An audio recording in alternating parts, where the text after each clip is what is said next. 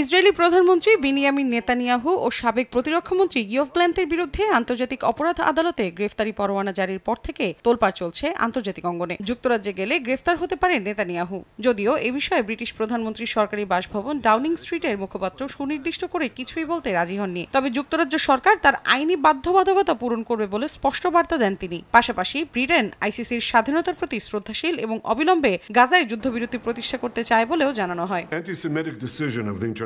শুধু যুক্তরাজ্য নয়, আইসিসির গঠন সংক্রান্ত চুক্তি রোম স্ট্যাটিটিউটে সই করা ১২৪টি দেশের যে কোনোটিতে গেলেও গ্রেফতার হতে পারেন তারা। এক প্রতিবেদনে আন্তর্জাতিক গণমাধ্যম বলছে, আইনি বাধ্যবাধকতার কারণে এসব দেশ গ্রেফতারি পরোয়ানা কার্যকর করতে বাধ্য।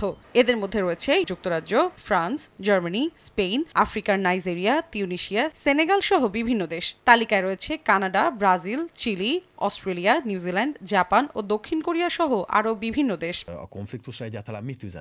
এদিকে আন্তর্জাতিক অপরাধ আদালতের সদস্য দেশ হয়েও নেতানিয়াহুর গ্রেফতারি পরোয়ানাকে উপেক্ষা করেছে হাঙ্গেরি। দেশটি ভ্রমণে নেতানিয়াহুকে আমন্ত্রণ জানিয়েছেন প্রধানমন্ত্রী ভিক্টর অরবান। বলেন, ইসরায়েলি প্রধানমন্ত্রী যদি সফরে আসেন তবে আন্তর্জাতিক অপরাধ আদালতের রায়ে তার উপর কোনো প্রভাব পড়বে না। শুধুমাত্র তেল আবিব বুদাপেস্টের সম্পর্ক উন্নয়নে কাজ করা হবে বলেও সাফ জানান তিনি। ইসরায়েলের সঙ্গে আমাদের সম্পর্ক অপরিবর্তিত রয়েছে। আমরা অতীতেও বলেছি, এমন অভিযোগ যদি থাকে তা অবশ্যই তদন্ত করা উচিত।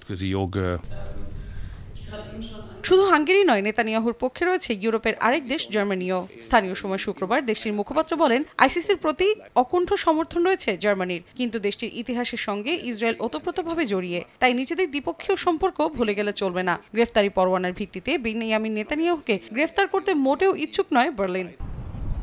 অন্যদিকে আইসিসির গ্রেফতারি পরোয়ানাকে নিন্দা জানিয়েছে যুক্তরাষ্ট্র ও ইসরায়েল। তবে দেশ দুটির সঙ্গে যোগ দিতে অস্বীকৃতি জানিয়েছে অস্ট্রেলিয়া। পাশাপাশি আইসিসির স্বাধীনতাকে সমর্থন জানিয়েছে দেশটির পররাষ্ট্র মন্ত্রণালয়। মৌসুমী সাথী, সময় সংবাদ।